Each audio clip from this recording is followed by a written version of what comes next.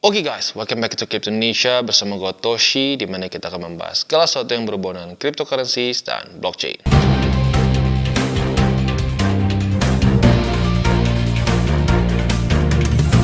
Oke, jadi pada hari ini guys, kita akan update kondisi market dari kacamata makroekonomi ya.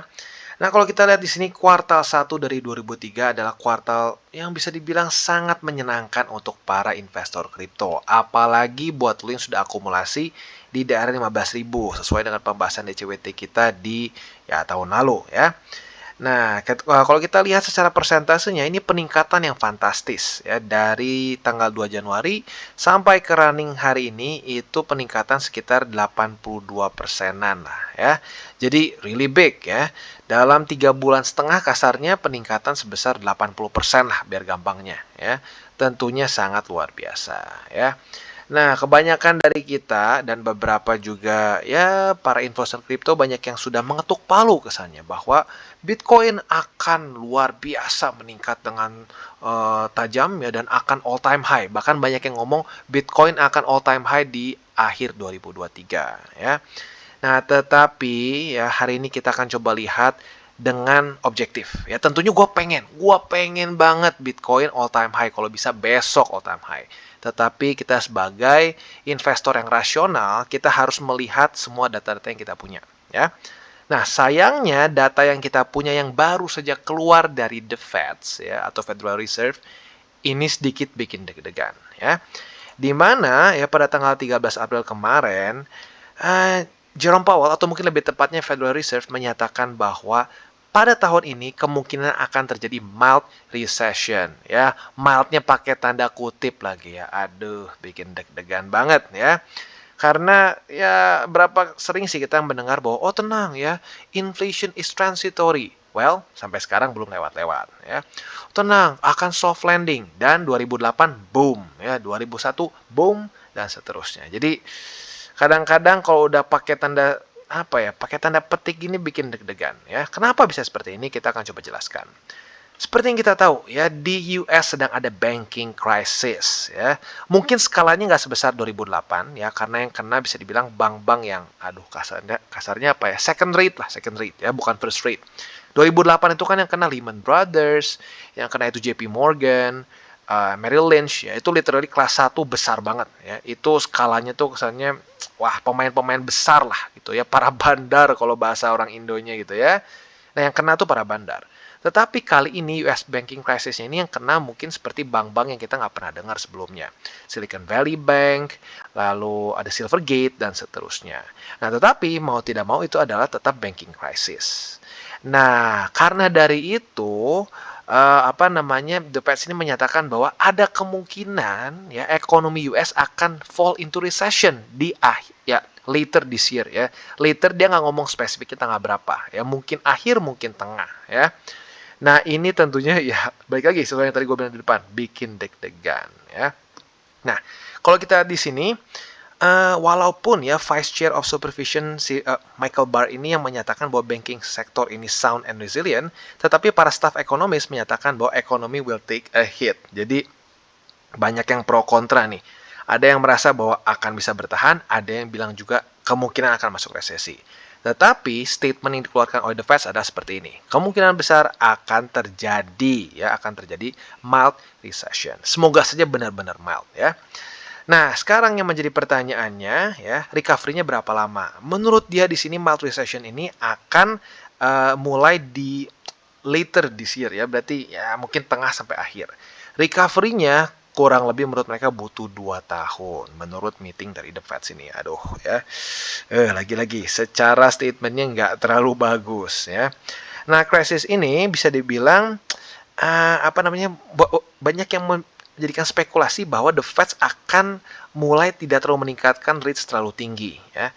Nah, tetapi spekulasinya bisa dibilang ya sedikit gagal ya, karena pada faktanya akhirnya diputuskan oleh FOMC bahwa akan tetap terjadi peningkatan sebesar 0,25% ya, atau 25 BPS ya, which is ya jujurnya gue pikir bakal stop dulu ya, tetapi ternyata tetap dinaikkan ya. Nah, ini tentunya nggak tahu sampai titik mana dia akan beri naikkan. Karena semakin dia naikkan, bank-bank di US akan semakin tercekik. Dan semakin dia tercekik, akan semakin tidak mild recession-nya begitu. Jadi ya bisa dibilang the Fed ini sedang terjebak ya, terjebak di posisi yang tidak enak ya. Kalau dia naikin terlalu tinggi, bank bisa default, bank nggak bisa bayar ya, nggak bisa ya bangkrut lah kasar seperti itu ya, harus di ujung-ujungnya harus di bail out ya, ngeprint duit lagi, jadi konyol ya, kayak apa namanya bolak-balik ya, jadi ironis. Nah, di waktu bersamaan, kalau dia tidak naikin interest rate, inflasi susah turun. Ya, kayak sekarang, bener sih, data kemarin turun 1%, which is quite good ya. Tetapi kalau nggak dinaikin lagi, ada kemungkinan inflasinya mulai pelan-pelan naik lagi. Itu dilema. Ya, dilema yang kita nggak tahu apa yang akan dilakukan oleh the Fed. Jadi ya kita harus lihatnya ya step by step aja. Ya. Ini di luar dari kontrol kita. Nah, sekarang pertanyaannya gini, Bang, emang resesi-resesi Amerika sebelumnya ada nggak sih datanya? Ada. Ini internet, ya, internet lengkap datanya. Lu mau tarik sampai ke tahun 1700-an juga ada, ya. Nah, tapi tentunya kita nggak akan bahas sampai sejauh itu. Kita akan bahas 3 resesi terakhir yang dirasakan oleh US, ya. Zaman COVID-19, ya, Februari 2020 sampai April 2020, ini katanya resesi tersingkat sepanjang masa, ya. Lalu ada resesi yang cukup terkenal 2008 ya. Lebih tepatnya 2007 Desember sampai Juni 2019 ya. Di sini kita tahu Lehman Brothers mati ya, atau lebih tepatnya ya apa namanya bangkrut, Bear Stearns dan banyak lagi lah ya. Bahkan sampai Ponzi terbesar di dunia pun hancur di masa resesi ini ya, di mana itu bahkan sampai sekarang ada seri Netflix-nya, yaitu si aduh siapa aku jadi lupa namanya ya. Ya lu tau lah ya, pokoknya nanti lu boleh research sendiri ya. Intinya kita akan bahas 3 ini ya. Nah, tentunya kita akan pertama lihat dulu dari kacamata Bitcoin karena lagi-lagi ini adalah channel kripto ya. Yang kita akan lihat di sini adalah di weekly-nya ya. Kita baru untuk Bitcoin hanya baru pertama kali merasakan ya bisa dibilang ya benar-benar merasakan itu waktu di sini saja ya, karena kalau di 2008 arguably ya, lu kalau mau ambil chart yang paling lama pun 2008 itu price actionnya nggak jelas gitu ya. Data paling terakhir yang kita punya yang paling lama itu di sini ya 2009. Jadi menurut gua nggak terlalu valid untuk Bitcoin. Maka dari itu secara praktikalnya Bitcoin kita hanya punya satu data saja ya, satu data saja untuk data di mana Bitcoin benar-benar merasakan resesi ya. Nah, itu terjadi di 2020 seperti yang kita bisa lihat di sini ya. Nah, kalau kita lihat di sini berdasarkan cheat sheet-nya ini terjadi pada Februari 2020 sampai April 2020. Kalau kita lihat di sini ya, berarti hanya sebentar, hanya segini saja ya. Dari posisi tertingginya sampai ke rendahnya itu minus sebesar 63,52% untuk Bitcoin. Di sini dia ketahan oleh EMA 200. Itu harus dicatat ya, ditahan oleh EMA 200. Nah, untuk S&P seperti apa? Untuk S&P di siklus 2020, bukan siklus ya, tapi di resesi 2020 ya, sama-sama di sini gue udah mark tanggal berapa nih? Tanggal 3 Februari sampai ke ya pokoknya Februari sampai April lah 2020. Untuk di S&P 500 dia drop sebesar 35,66% ya. Nah, sementara untuk Dow Jones di 2020 ini ya, Februari sampai Maret itu dia drop sebesar 38,30%. Ya, jadi bisa dibilang Bitcoin double dari beberapa market yang lain gitu ya. Nah, sekarang pertanyaannya adalah apakah akan terjadi seperti ini atau tidak ya. Nah, sayangnya kita nggak pernah bisa benar-benar tahu secara pastinya karena di sini mereka menyatakan akan mild recession. Yang kita punya adalah datanya ya. Jadi untuk resesi 2020 ya, atau lebih tepatnya ya benar lah ya 2020, zaman COVID-19 kita bisa lihat Bitcoin drop 60%, S&P drop 35%, dan untuk Dow Jones ya drop 38%. Oke, itu satu data ya. Data selanjutnya gimana Bang? Ya, resesi 2008 gimana? Sorry bukan 2000, ya benar 2008 seperti apa? Nah, yang pertama kita akan lihat adalah S&P dulu. Untuk S&P di 2008 apa yang terjadi? Kita bisa lihat di sini ya. Untuk yang 2008 ini cukup lama ya, berbeda dibandingkan dengan di zaman COVID-19 ya. Ini terjadi pada Desember 2007 sampai Juni 2009 ya. Nah, kalau kita lihat di sini di S&P ini gue udah bikin nih yang merah nih. Jadi durasinya selama ini 2 tahunan ya. Kalau kita lihat dia drop sebesar 55,76% untuk S&P 500. Dan untuk Dow Jones dia drop sebesar berapa? 52,83. Jadi bisa dibilang comparable ya. Mereka dropnya sekitar 50%-an, hanya ada selisih 2-3% saja. Lagi-lagi, intinya apa? Menunjukkan saat terjadi resesi, minimal dari dua data yang kita lihat di sini, semua drop ya. Oke, itu dua. Untuk Bitcoin lagi-lagi seperti yang gue bilang, 2008 datanya datanya masih belum ada gitu. Jadi kita nggak bisa lihat apa dampaknya ke Bitcoin ya. Nah, sekarang kita akan lihat lagi di 2001 ya. Ini early 2000 recession. Nah, untuk di sini kita tahu penyebabnya adalah dua hal. Yang pertama adalah .com bubble dan yang kedua adalah ya kita tahu 9/11 di mana Amerika Serikat mendapatkan satu serangan teroris ya. Itu enggak ya, semua orang tahu lah ya. Intinya seperti itu. Kalau kita lihat di sini secara lamanya, si resesinya itu 8 bulan. Ini terjadi dari Maret 2001 sampai November 2001. Kalau kita lihat di sini ya, datanya hanya kita bisa lihat S&P dan Dow Jones saja ya. Kalau kita lihat untuk di S&P 500, kita bisa lihat di sini terjadi dari dari Maret ya, Maret 2001 sampai November. Kita bisa di sini dropnya sebesar 24%. Tetapi dengan catatan setelah itu dropnya berkelanjutan ya, berbeda dengan yang sebelum-sebelumnya. Di sini cenderung ketemu bottom dan mulai naik gitu ya. Nah, jadi resesi di 2001 untuk Dow Jones dan S&P dua-duanya itu cukup unik ya. Jadi drop, setelah resesinya beres lanjut drop lagi gitu. Tapi intinya apa? Ada satu benang merah yang setiap kali terjadi resesi kita harus siap dengan terjadinya ya breakdown seperti ini ya. Untuk Bitcoin baru terjadi sekali tetapi ya terbukti juga dia breakdown ya. Jadi ini yang bikin gua deg-degan ya.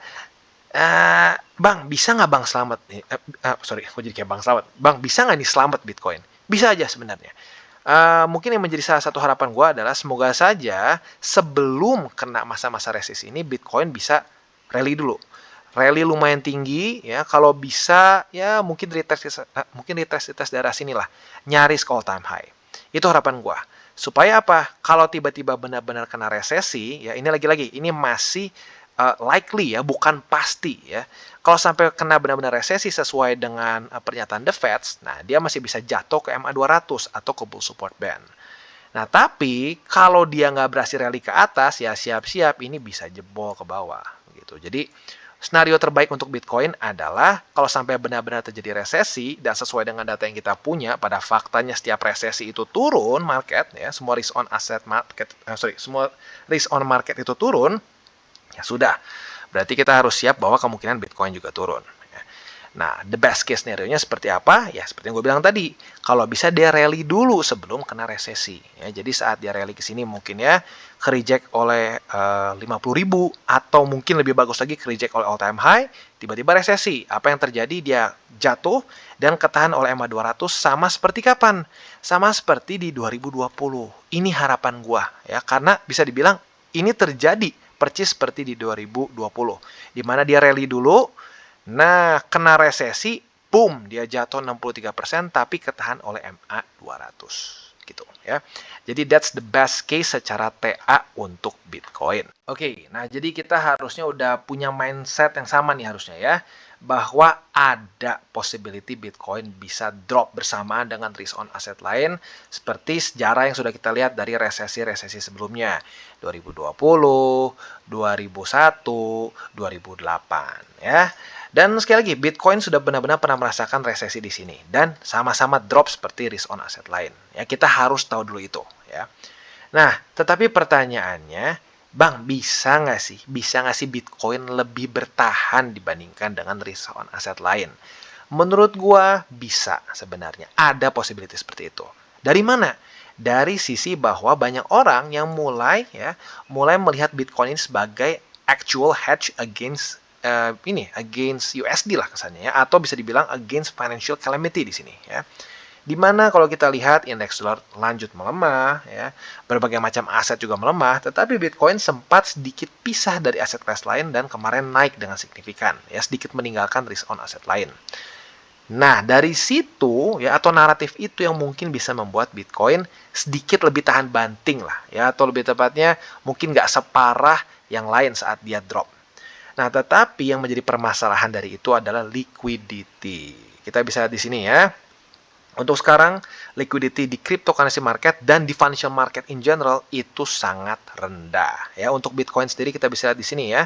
Setelah FTX collapse ya dan terus drop seperti ini menunjukkan bahwa market depth dari Bitcoin itu sangat turun ya. Artinya apa? Artinya kalau lack in liquidity, maka volatility ini akan tinggi di dua direction.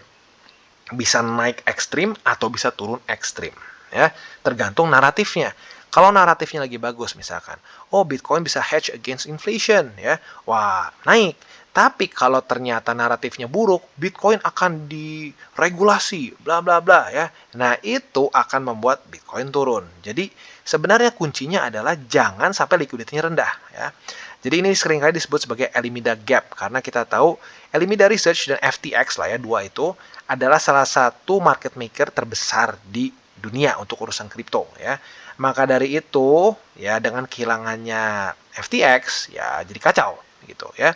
Diperparah lagi dengan Silvergate dan juga Signature Bank Crisis yang tambah memotong atau tambah mengeksekusi liquidity di USD payment rails untuk kripto gitu ya. Tapi Bang ada solusinya nggak sih Bang? Ada secerca harapan nggak? Ada. Yang keren apa? Ini sesuai dengan pembahasan oleh Raoul Pal yang pernah dia bahas di awal-awal tahun seingat gua. Menurut dia kunci dari bull market di kripto adalah Asia. Dan kita bisa lihat di sini ya. Buat lu yang nge-follow juga CZ ya atau si Changpeng Zhao yaitu pemilik dari ya CEO dan pemilik dari Binance, dia lagi sering ya meeting di Hong Kong walaupun secara virtual katanya ya. Di situ ya, kenapa? Karena urusan ini ternyata ya. Mulai ada perbankan di Hong Kong yang mau ya menerima withdrawal dalam Hong Kong dollars, renminbi dan USD untuk kripto yang memiliki license, crypto exchanges yang memiliki license. Nah, artinya apa ya? Kemungkinan besar bank-bank di Asia ini tertarik untuk ya menjadi atau lebih tepatnya menambahkan liquidity di cryptocurrency market gitu. Nah, kalau sampai di sini akan terjadi adopsi besar, bukan cuma di Hong Kong ya, di berbagai macam negara, kalau bisa sama Indonesia juga ya, memberikan suatu apa ya, regulasi yang crypto friendly. Nah, ini mungkin akan menjadi kunci yang membuat Bitcoin akan menjadi lebih tahan banting ya, lebih tahan banting dibandingkan dengan beberapa risk on aset lain gitu ya. Tapi tentunya ini tidak mudah karena pasti perbankan di Asia akan ditekan oleh ya Amerika ya, oleh China juga sebenarnya masuk juga ya, China juga, lalu Eropa ya untuk tidak jadi crypto friendly ya karena ya mereka takut lah ya, mereka takut bahwa uang mereka bukan uang tapi lebih tepatnya purchasing power mereka yang tadinya ada di USD, yang ada di ya berbagai macam fiat-fiat lain itu malah jadi hilang bocor ke Bitcoin gitu.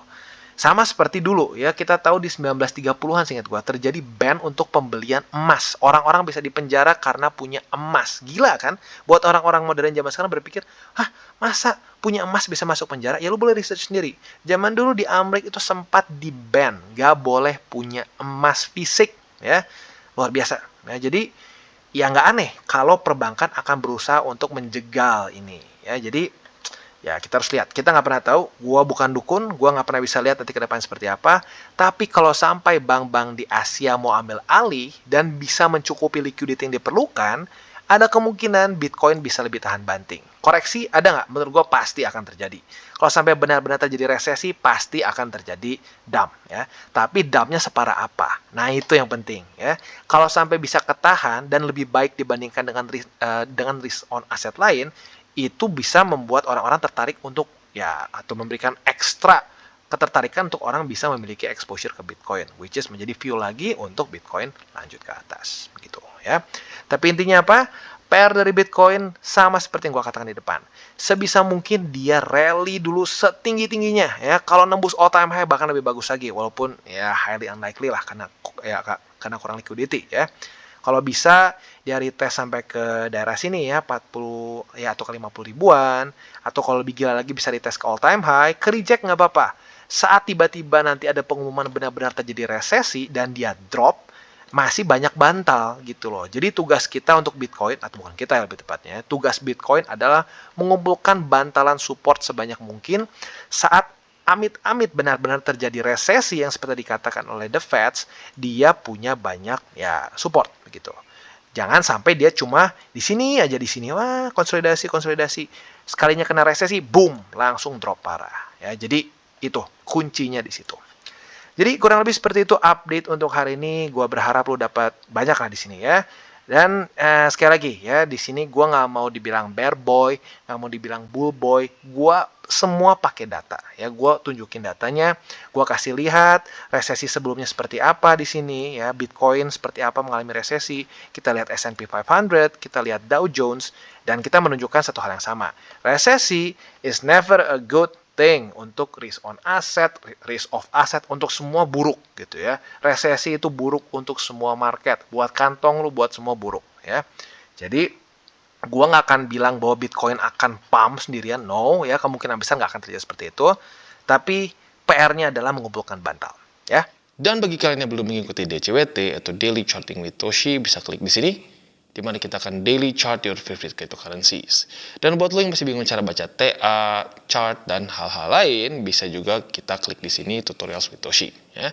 Dan buat lo yang belum memiliki akun ya, di berbagai macam cryptocurrency exchange, bisa klik di bawah ada link kita, lo bisa pilih sendiri. Ya.